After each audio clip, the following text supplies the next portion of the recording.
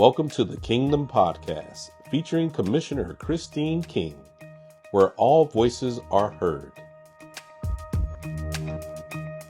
Welcome to another episode of the Kingdom Podcast, where all voices are heard. I am Christine King, Chairwoman of the City of Miami Commission and Commissioner for District 5. We are here in the beautiful historic Lyric Theater, and my guests today are Mr. Craig Robbins and Christopher Norwood. This episode is going to focus on the City of Miami and our holiday season.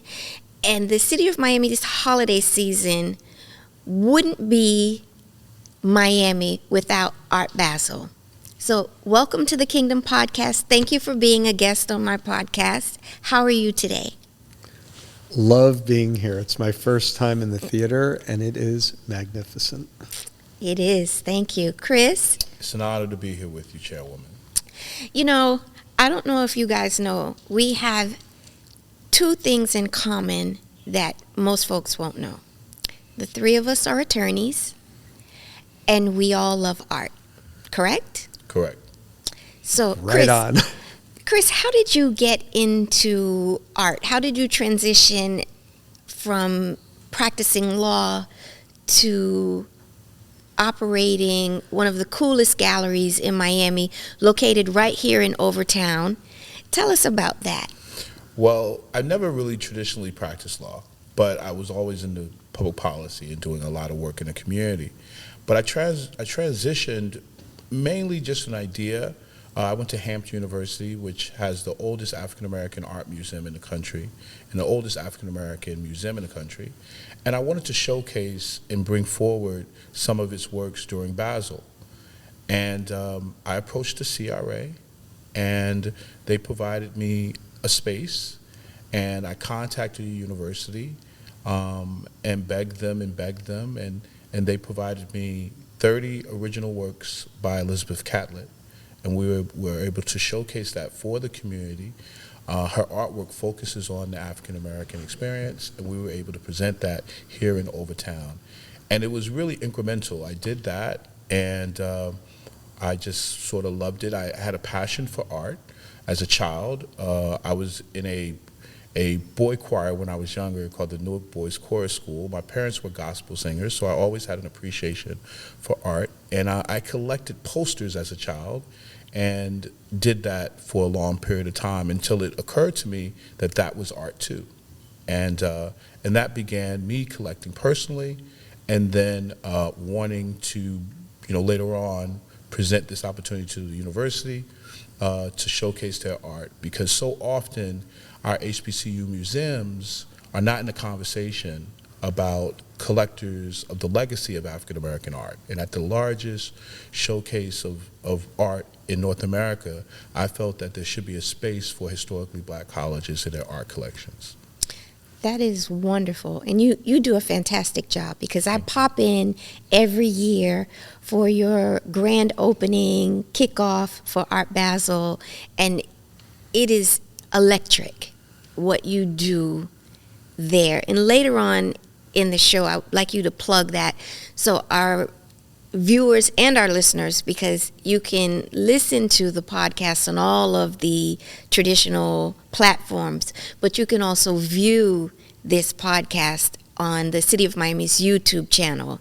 So I'd like to also give folks who want to attend some Art Basel events ideas on what to do.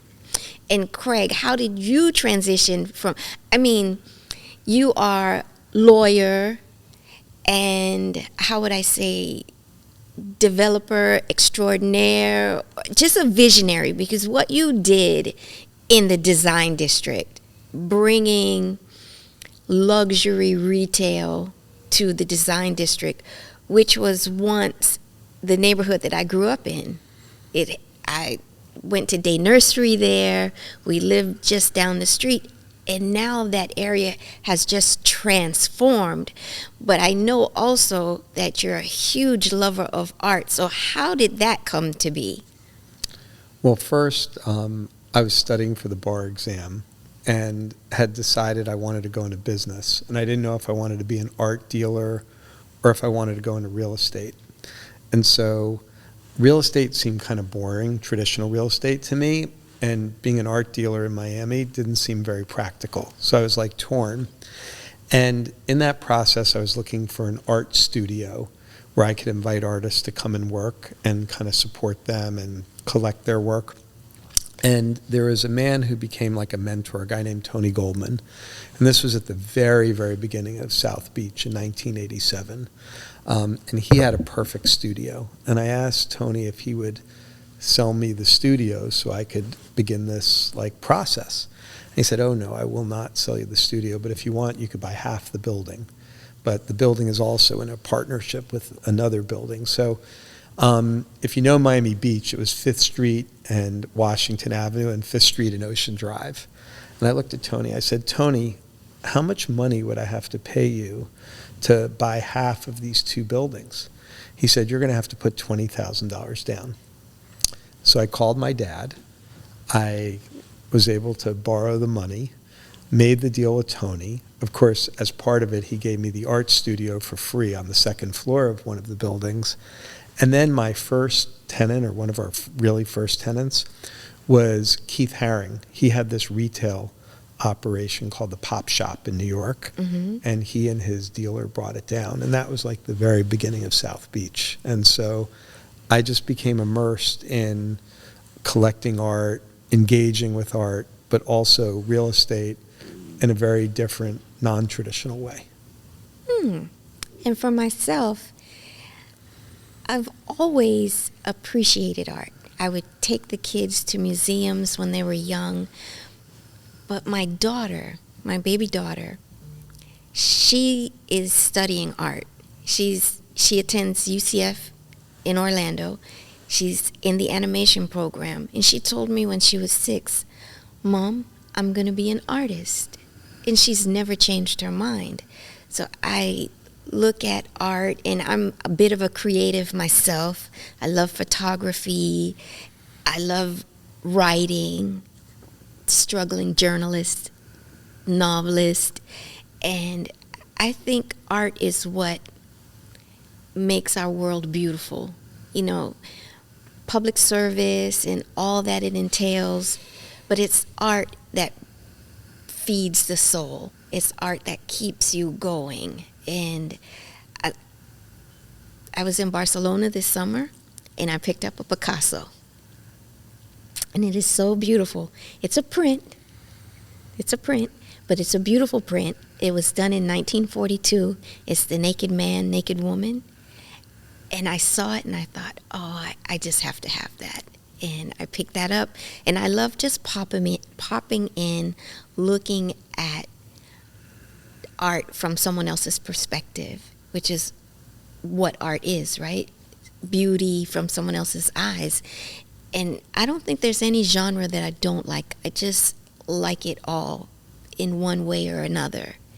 And I wanted to talk about Art Basel because that's such a huge time for the city of Miami. During the holiday season, Miami comes alive. The city is just electric. So if you had to say to someone, come and see, where would you send them? For Art Basel? Well, I think that, first of all, getting to see the fair and then Design Miami, which we founded, is a good start. And we do lots of activations in the design district. You've got the ICA and the De La Cruz, 2 museums which are open to the public for free. And then there's all kinds of exhibitions that happen every year. Jeffrey Deitch and Larry Gagosian team up.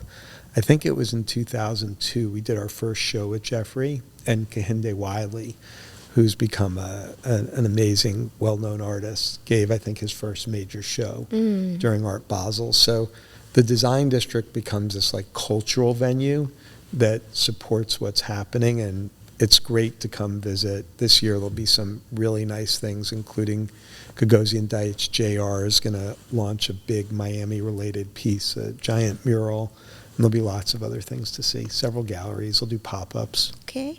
Chris, what do you have planned?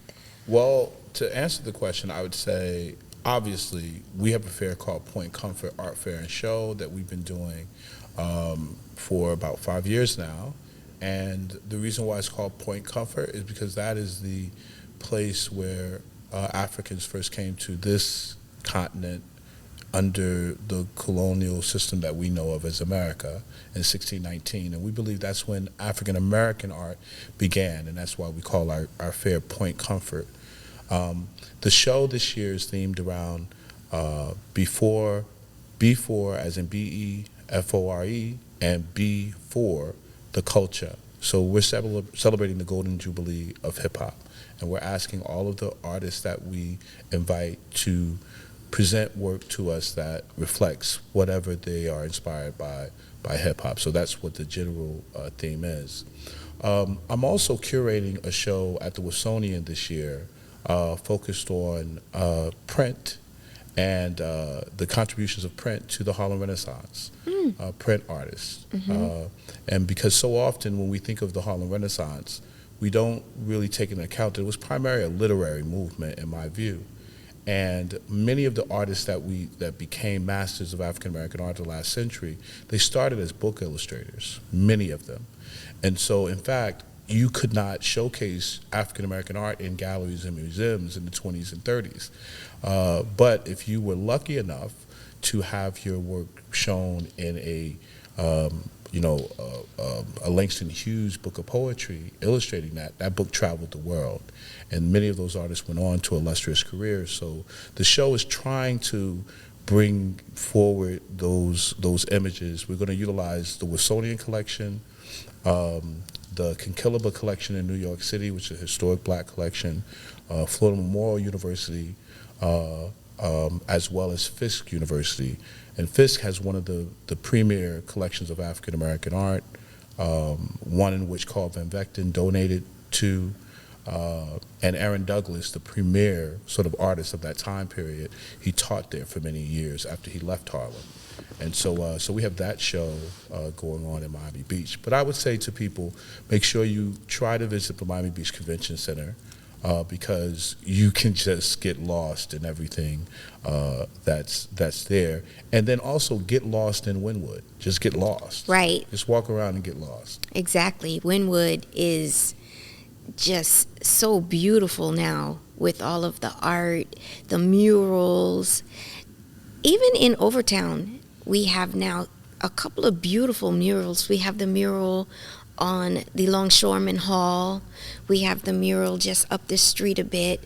I know last year there was an installation at Brightline that showcased African American art, black art. I'm sure we're going to be doing something here in this beautiful Lyric Theater as well. I mean, you can go almost any corner in Miami and find art during Art Basel.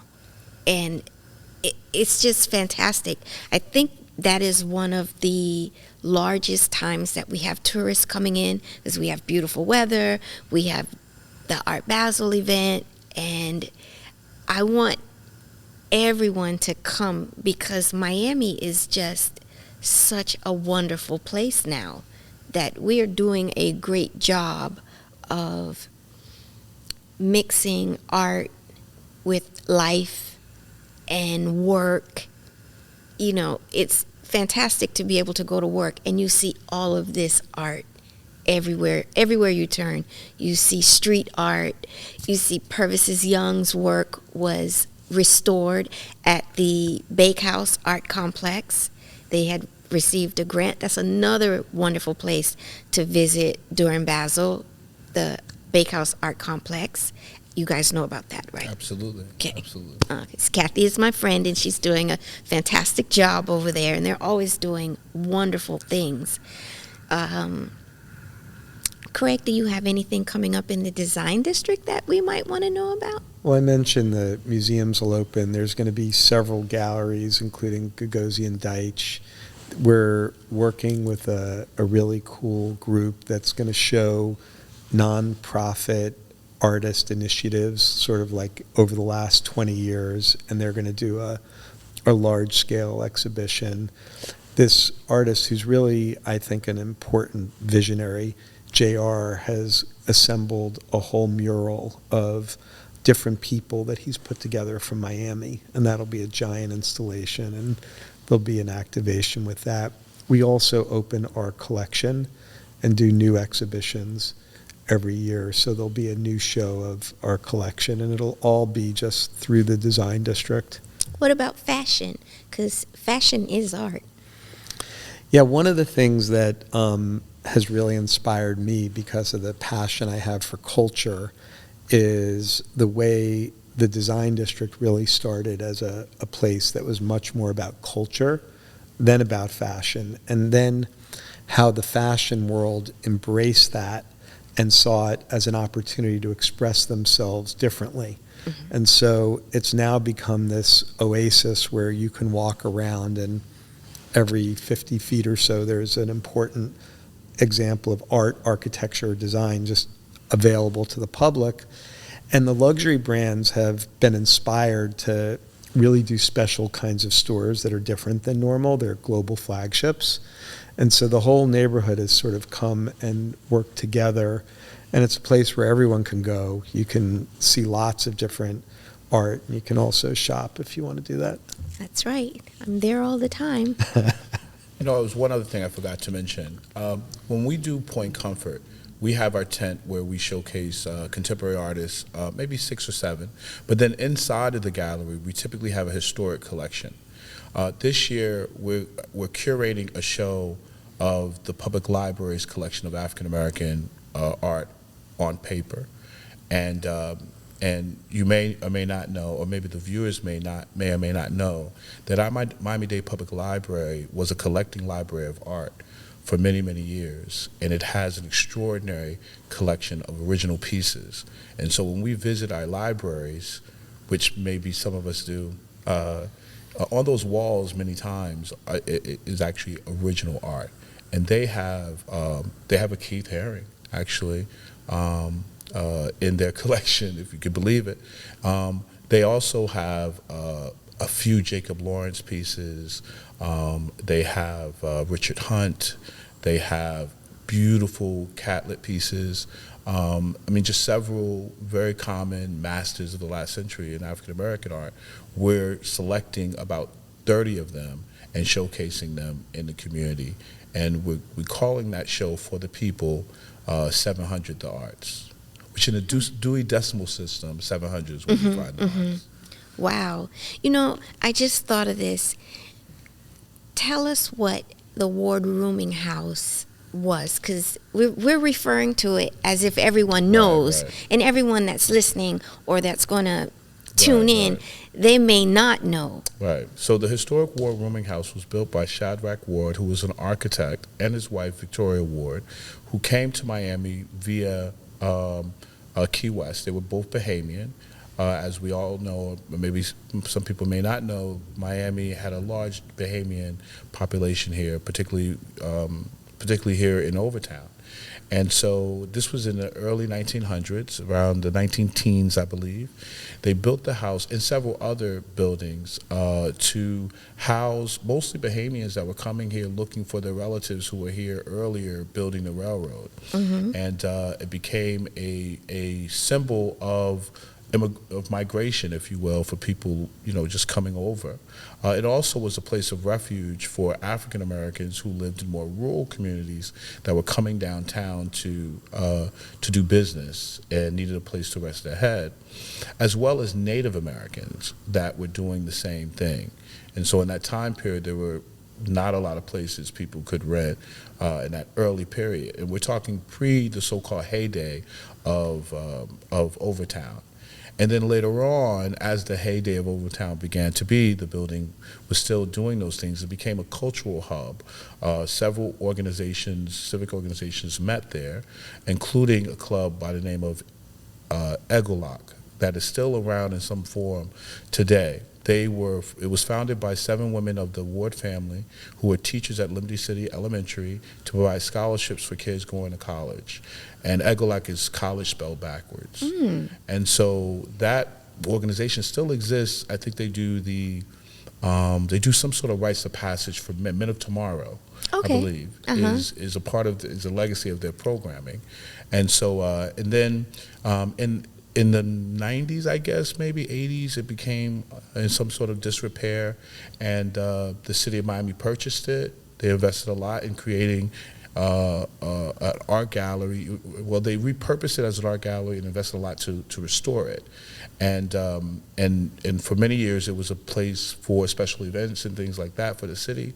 And then we got into an operating agreement with the CRA about 5 years ago to operate it full-time as an art gallery, and we've been doing we do shows every 3 months. We alternate between shows that are for show, shows are for sale. And another caveat to the building is that it was a part of the Brannon family legacy as well. So Senator Brannon, who represented this area, I think at one point in time, his family, on his mother's side, Patricia Brannon, is actually a ward. Really? Yeah.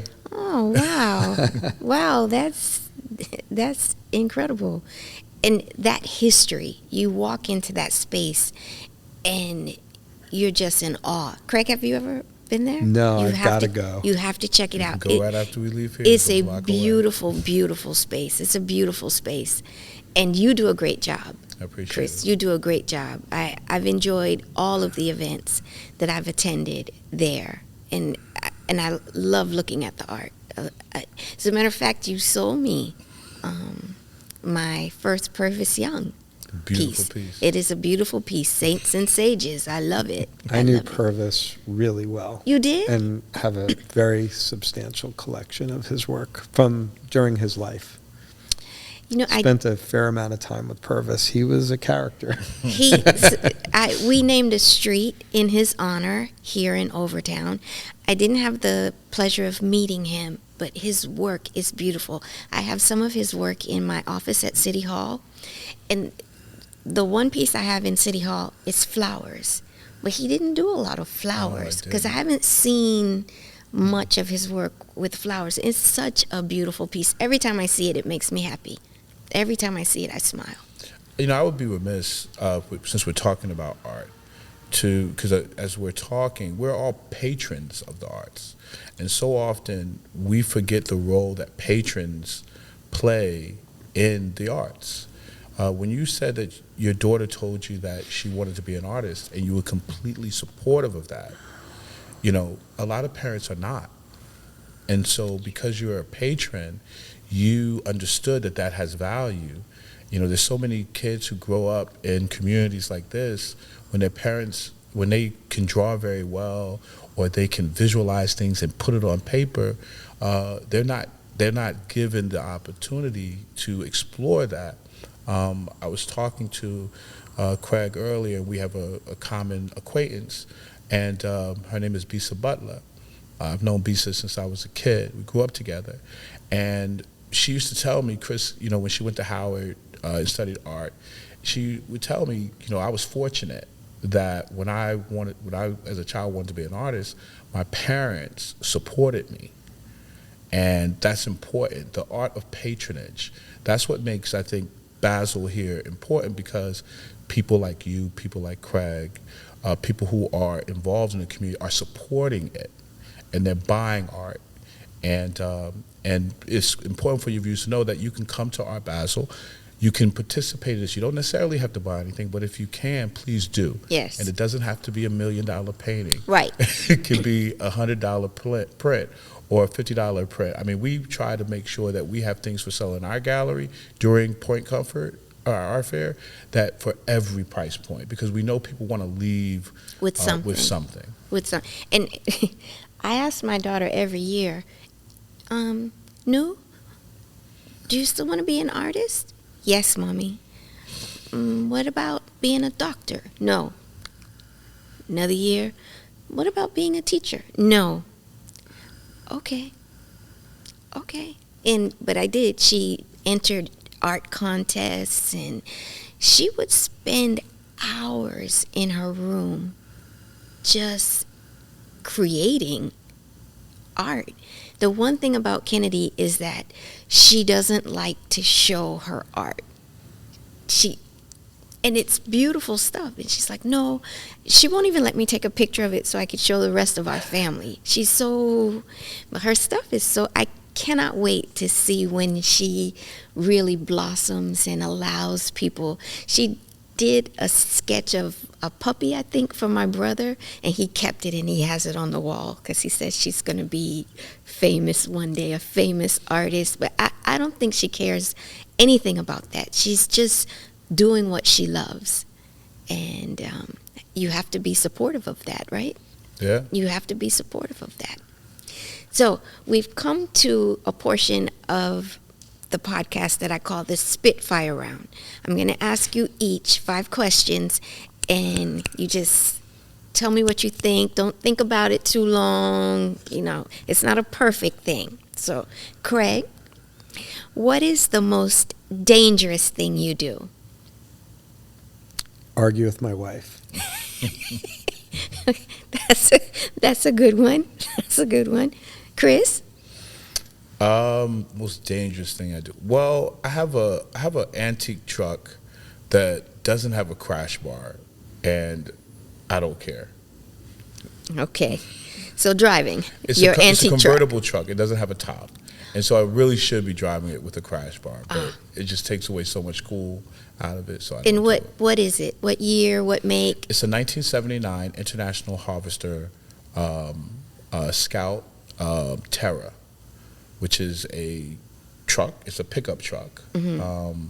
The Scout was the first SUV.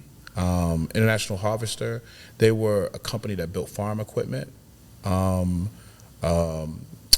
back in the 1800s beginning, and then well into the 1900s. They made the red tractor a symbol of ingenuity, kind of like the Model T of cars. Was this tractor, which allowed for the average farmer to be able to farm their land. And the what's the name house in the Grove? What's the historic building? The big mansion on the water. Vizcaya? Vizcaya, and that was one brother, and the other brother had the house down south, right? Their father basically started International Harvester. That's how they made their money from that company. Oh, okay. Yeah. Okay. Craig, do you have a theme song? Leader of the band. It reminds me of my father. Oh, okay. Chris? Damn. These are great questions. Theme song. I would say My Philosophy by KRS-One. Okay. Good. Craig, I'm very interested in this one. What's your favorite book? I read incessantly, and it's usually whatever I'm reading. Right now I'm reading Eagleman's book, Incognito. It's about how the brain functions, and it's fascinating. He's making arguments about how we think we have so much free will, but most of what we do is actually handled unconsciously by the millions and millions of different parts of our brain. So, Okay. Chris? It's people ask me this question, and it has to be the most impactful book that I've ever read, and that would probably be Man Child in the Promised Land. It's a story of a young boy growing up in Harlem, I think in the 1950s. I can't remember the author's name for some reason, but it's autobiographical, and he went through a lot of struggle growing up in a very bad community, but he made it through. And it sort of shows you how he just navigated city life and getting into trouble, going to reform schools and things like that. But it's a classic in sort of that time period of the up and coming nature of being a child and overcoming. But when I read it when I was about 13 or 14, I was going through something similar. And so not only was it a classic book, it kind of hit me at a time that I could see that I could overcome what was in front of me. Okay. And I saw how he did it. He went on to actually go to law school. He went to Rutgers Law.